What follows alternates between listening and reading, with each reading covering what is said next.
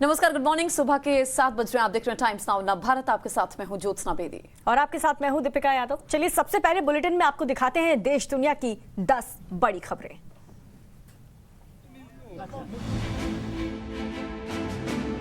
भारत में कोविड के खिलाफ वैक्सीनेशन अभियान तेजी से चल रहा है। ऐसे में आज पीएम मोदी हिमाचल प्रदेश के स्वास्थ्य कर्मियों और कोरोना लाभार्थियों से चर्चा करने वाले हैं। पीएम मोदी ने ट्वीट कर कहा है कि कोविड के खिलाफ लड़ाई में सभी एलिजिबल लोगों को वैक्सीन की पहली डोज देकर हिमाचल प्रदेश ने एक मानदंड स्थापित किया है। ऐसे ही कई लाभार्थियों और राज्य के स्वास्थ्य कर्मियों के साथ वीडियो कॉन्फ्रेंसिंग के जरिए संवाद का सौभाग्य प्राप्त होगा। दरअसल हिमाचल में सभी पात्र लोगों को वैक्सीन की पहली खुराक दे दी गई है। ऐसे में हेल्थ वर्कर्स का हौसला बढ़ाने के लिए पीएम मोदी उनसे संवाद करेंगे। उधर टीकाकरण अभियान को लेकर एक और अच्छी खबर आई है। भारत में G7 देशों से ज्यादा टीके लगाए गए हैं। अगस्त के महीने में सरकार की ओर से जारी आंकड़ों के अनुसार जहां भारत में 18 करोड़ वैक्सीन डोज लगाई गई है, ये सभी G7 देशों को मिलाकर उनके आंकड़े से कहीं ज्यादा है। G7 देशों में 10 करोड़ वैक्सीन ही दी गई हैं। उत्तर प्रदेश के मुख्यमंत्री योगी आदित्यनाथ अपने एक दिवसीय वाराणसी दौरे के दौरान काशी विश्वनाथ मंदिर पहुंचे, जहां उन्होंने विधि विधान से भगवान की पूजा अर्चना की और बाबा विश्वनाथ का आशीर्वाद लिया। इस दौरान सीएम योगी ने काशी विश्वनाथ कॉरिडोर का जायजा भी लिया। रात होने के बावजूद सीएम योगी खुद अधिकारियों के साथ मौके पर पहुंचे। उन्होंने मंदिर क्षेत्र में एंट्री के लिए बनाए जा रहे मुख्य द्वारों को देखा और वो हर उस रास्ते से गुजरे जहाँ कॉरिडोर का काम चल रहा है। इस बीच वो अधिकारियों को जरूरी दिशा निर्देश भी दे रहे थे। इस प्रोजेक्ट का मुख्य आकर्षण मंदिर परिसर और चौक एरिया है। चौक एरिया में ही ऑफिस के साथ साथ बड़े एम्पोरियम हैं। यहाँ प्रदर्शनी और अन्य चीजें लगाई जाएंगी। काशी विश्वनाथ कॉरिडोर प्रधानमंत्री नरेंद्र मोदी का ड्रीम प्रोजेक्ट है, जिसे पूरा करने के लिए 24 घंटे काम चल रहा है। जहां राम मंदिर का काम 2023 में पूरा करने का लक्ष्य रखा गया है, वहीं विश्वनाथ कॉरिडोर इसी साल 15 नवंबर तक बनकर तैयार हो जाएगा। फिलहाल इसका 70% काम पूरा हो चुका है।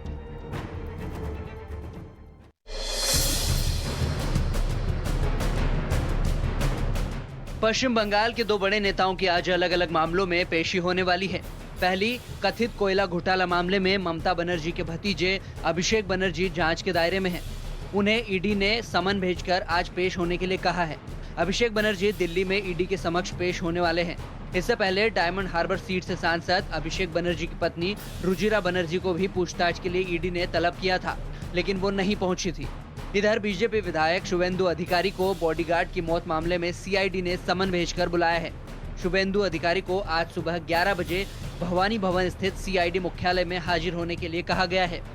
सुब्रत चक्रवर्ती की मौत मामले में पूछताछ के लिए सीआईडी ने शुभेंदु अधिकारी को बुलाया है। 2018 में उनके बॉडीगार्ड की मौत हो गई थी। अब देखना होगा कि दोनों ही नेता जांच एजेंसियों के सामने पेश होते हैं या फिर आगे की तारीख फिक्स की जाती है।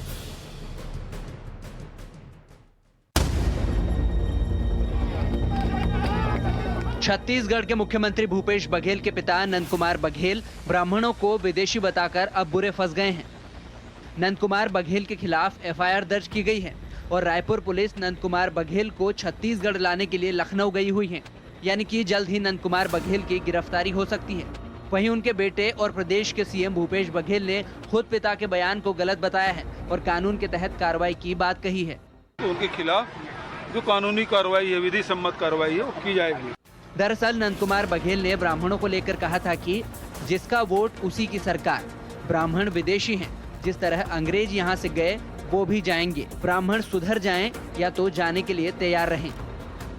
इस बयान के बाद उनके खिलाफ थाने में शिकायत दर्ज कराई गई थी और नंद कुमार बघेल का विरोध भी हुआ। वैसे ये पहली बार नहीं है जब 86 साल के नंद कुमार बघेल ने कोई विवादित बयान दिया हो। इससे पहले भी वे इस तरह के बयानों को लेकर चर्चाओं में रह चुके हैं। इस बीच रायपुर के एसपी अजय यादव का अचानक ट्रांसफर कर पीएचक्यू भेज दिया गया है और अब प्रशांत अग्रवाल को पुलिस अधीक्षक बनाया गया है। एसपी बदलने के मामले को अब नंद कुमार बघेल के बयान वाले मामले से जोड़कर देखा जा रहा है। मैंने जिलाधीश को फोन लगाया। मैंने कहा हम किसानों के हित के लिए, किसानों के सम्मान में, किसानों के हक के लिए आवाज उठाना चाहते हैं। मध्य प्रदेश के कांग्रेस विधायक लक्ष्मण सिंह ने कलेक्टर के लिए अपमानजनक शब्दों का इस्तेमाल किया है। तुम्हारी औकात क्या है किसान के सामने, तुम हो कौन? किसानों को संबोधित करने के दौरान लक्ष्मण सिंह का एक वीडियो सामने आया है, जिसमें वे कह रहे हैं कि कलेक्टर तुम्हारी औकात ही क्या है। पूर्व सीएम दिग्विजय सिंह के भाई और गुना जिले के चाचौड़ा से विधायक लक्ष्मण सिंह दरअसल मधुसूदनगढ़ में एक सभा को संबोधित कर रहे थे। इसी दौरान उनके बेतुके बोल सामने आए हैं। मैंने जिलाधीश को फोन लगाया, मैंने कहा हम किसानों के हित के लिए, किसानों के सम्मान में, किसानों के हक के लिए आवाज उठाना चाहते हैं और वो तो तुमसे पूछने की जरूरत भी नहीं है, वो तो हम भलमत साथ में पूछ रहे हैं तुमसे। तुम्हारी औकात क्या है किसान के सामने, तुम हो कौन? अरे तुम्हारे जैसे कई कलेक्टर आए और कई गए और कई आएंगे और कई जाएंगे। कई बार सांसद और विधायक रहे राजनेता के एक अधिकारी के लिए इस तरह के शब्द कहां तक जायज हैं? सवाल यही है कि सियासी लोगों के इस तरह के बेतुके बोल पर लगाम कब लगेगी?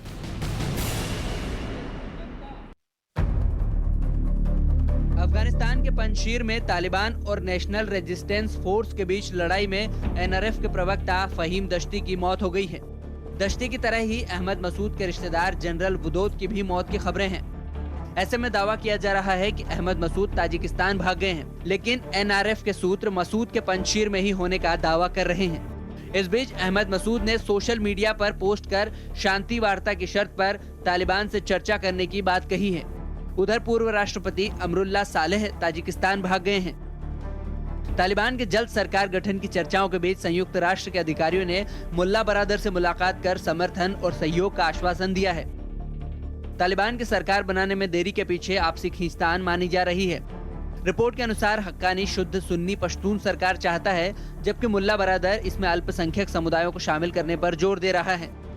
ऐसे में सुलह कराने के लिए पाकिस्तान आईएसआई प्रमुख लेफ्टिनेंट जनरल फैज हमीद काबुल में हैं। तालिबान से पाक के कनेक्शन को साबित करती एक तस्वीर भी सामने आई है, जहां एक शख्स अफगानिस्तान में अपने बेटे की शहादत का दावा कर रहा है।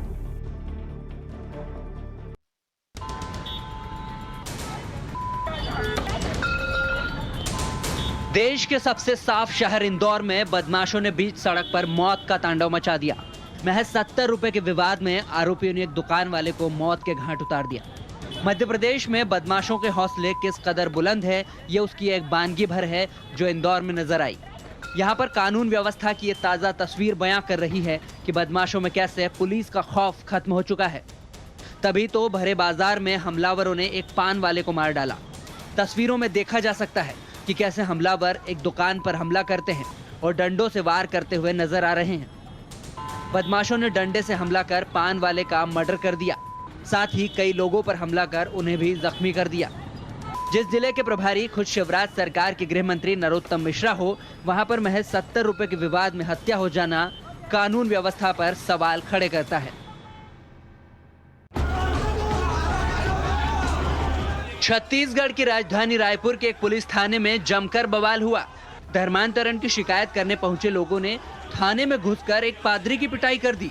हिंदू संगठनों से जुड़े लोगों का दावा है कि भाटा गांव इलाके में धर्मांतरण हो रहा था, जिसको लेकर पूछताछ के लिए पुरानी बस्ती थाना पुलिस ने ईसाई संगठन से जुड़े लोगों को बुलाया था। लेकिन इसी दौरान बड़ी संख्या में पहुंचे असामाजिक तत्वों ने थाने के भीतर जमकर बवाल मचाया और हंगामा करते हुए टीआई के रूम में पहुंच गए, जहां पर पादरी की जूते से पिटाई कर दी। अब इस मामले में पुलिस कार्रवाई की बात कह रही है। एक पक्ष आवेदन देने के लिए आया था कि जबरन वहाँ पे धर्मांतरण कराया जा रहा है, प्रार्थना कराई जा रही है, तो उसी पक्ष का आवेदन देने आया था। इसी बीच में दूसरा पक्ष भी आया, तो दोनों पक्षों में यहाँ पे झुमाझटकी हुई है।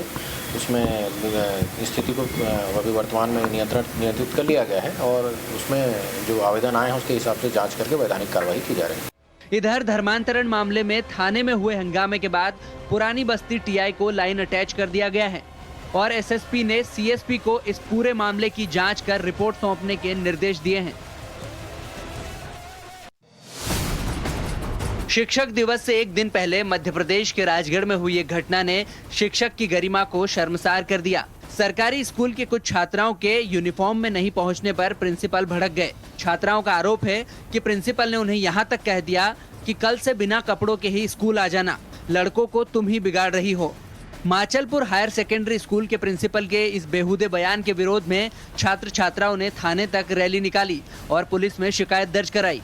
वहीं बच्चों के परिजन ने भी प्रिंसिपल राधेश्याम मालवीय को जमकर लताड़ लगाई।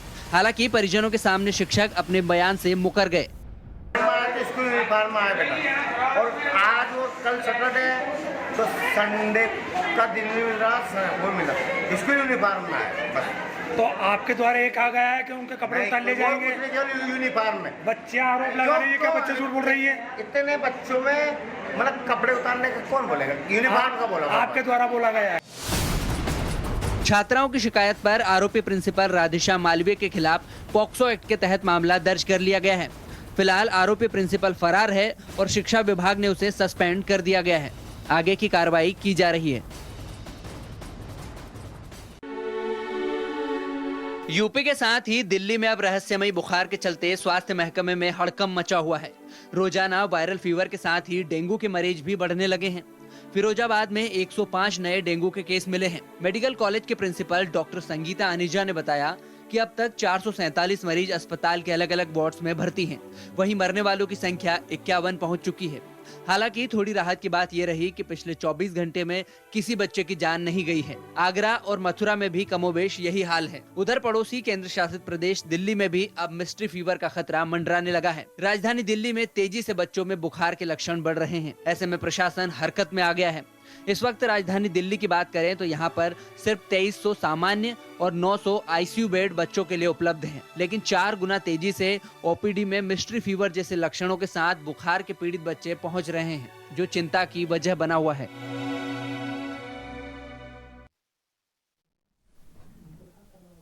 और चलिए अब आपको दिखाते हैं काम की खबरें।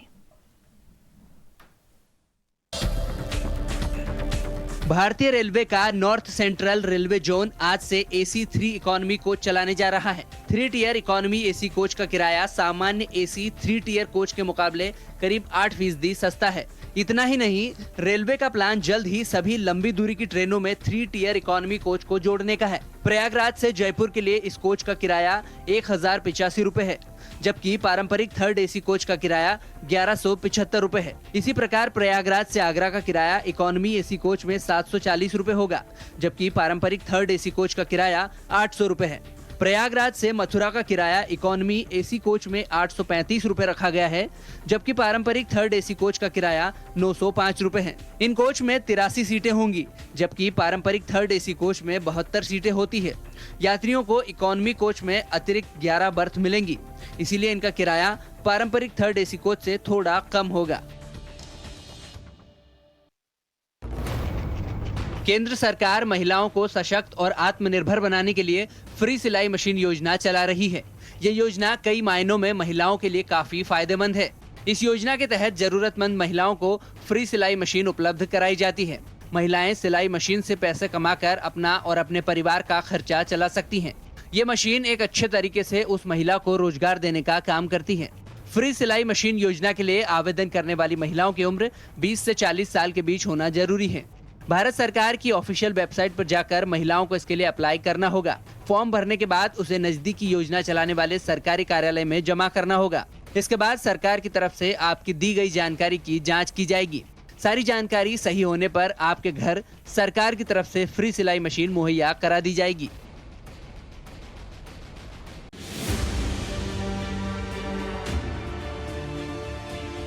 हरियाणा सरकार ने किसानों के लिए एक बड़ी पहल की है। खेती के काम के दौरान अगर कोई किसान हादसे का शिकार हो जाता है तो अब उसे और उसके परिवार को परेशान होने की जरूरत नहीं है। हरियाणा सरकार ने हादसे का शिकार किसानों को आर्थिक मदद देने के लिए मुख्यमंत्री किसान और खेतीहर मजदूर जीवन सुरक्षा योजना की शुरुआत की है। किसानों और खेतीहर मजदूरों को काम करते वक्त हादसे का अंदेशा बना रहता है।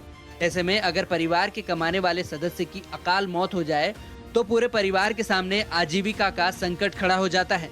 ऐसे परिवारों को आर्थिक सहायता देने के लिए इस स्कीम की शुरुआत की गई है।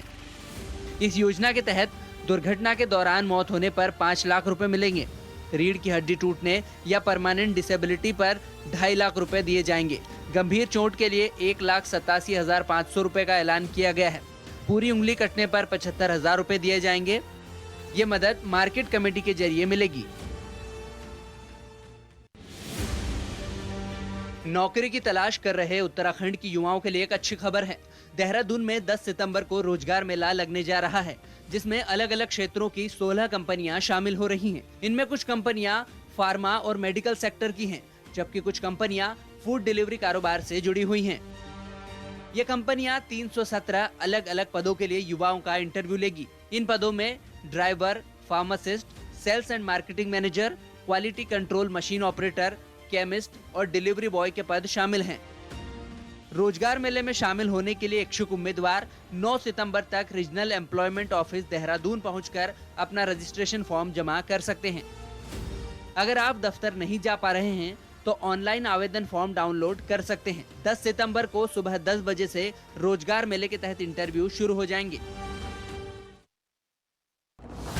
आम्रपाली ग्रुप के 40,000 से ज्यादा घर खरीदारों को दशहरे तक अच्छी खबर मिलने वाली है। 6 सार्वजनिक क्षेत्र के बैंकों का एक कंसोर्टियम बनाया गया है जो अक्टूबर तक फंडिंग करने में सक्षम होंगे। ये बैंक है Punjab national bank, bank of Baroda, state bank of India, UCO bank और पंजाब एंड सिंध बैंक। इसकी जानकारी सुप्रीम कोर्ट को भी दी गई है। आपको बता दें कि शीर्ष अदालत के जरिए अपॉइंटमेंट रिसीवर को प्रोजेक्ट को पूरा करने की जिम्मेदारी दी गई है। वहीं राष्ट्रीय भवन निर्माण निगम इस प्रोजेक्ट का कंस्ट्रक्शन कर रहा है। बीते 13 अगस्त को सुनवाई के दौरान रिसीवर ने अदालत को बताया था कि आम्रपाली प्रोजेक्ट में 15,748 मकानों के मालिक अपनी किश्तों का भुगतान नहीं कर रहे हैं। उनमें से 9,538 फ्लैट खरीदारों ने तो कस्टमर डेटा भी नहीं दिया है। इस डेटा को रिकॉर्ड रिसीवर के कार्यालय के जरिए मेंटेन किया जाता है। प्रधानमंत्री नरेंद्र मोदी हिमाचल के स्वास्थ्य कर्मियों से संवाद साधने वाले हैं। जी हाँ, कोविड टीकाकरण कार्यक्रम के लाभार्थियों से वो बातचीत करने वाले हैं। वीडियो कॉन्फ्रेंसिंग के जरिए ये पूरा का पूरा संवाद कार्यक्रम रखा गया है। तो इस वक्त की बड़ी खबर आपको बता रहे हैं, कोविड टीकाकरण के लाभार्थियों से सीधा संवाद प्रधानमंत्री नरेंद्र मोदी आज करने वाले हैं। तो पैंडेमिक का दौर अभी चल रहा है, मामले फिर से आने शुरू हो गए हैं और हिमाचल के स्वास्थ्य कर्मियों से आज खास तौर पर प्रधानमंत्री संवाद कायम करेंगे। कोविड टीकाकरण को लेकर बातचीत होगी, जानकारी प्रधानमंत्री द्वारा हासिल की जाएगी कि इस समय मौजूदा स्थिति क्या है राज्य की। तो हिमाचल के स्वास्थ्य कर्मियों से संवाद प्रधानमंत्री करेंगे। कोविड टीकाकरण कार्यक्रम में लाभार्थियों से भी प्रधानमंत्री आज बात करने वाले हैं और प्रधानमंत्री वीडियो कॉन्फ्रेंसिंग के जरिए इन सभी से जुड़ेंगे। तो देखिए, देखना होगा कि आज स्वास्थ्य कर्मियों के साथ पीएम मोदी की क्या वार्ता होती है, क्या बातचीत होती है। वीडियो कॉन्फ्रेंसिंग के जरिए ये पूरा संवाद कार्यक्रम रखा गया है और जहां पर प्रधानमंत्री नरेंद्र मोदी हिमाचल के स्वास्थ्य कर्मियों से बात करेंगे वीडियो कॉन्फ्रेंसिंग के जरिए।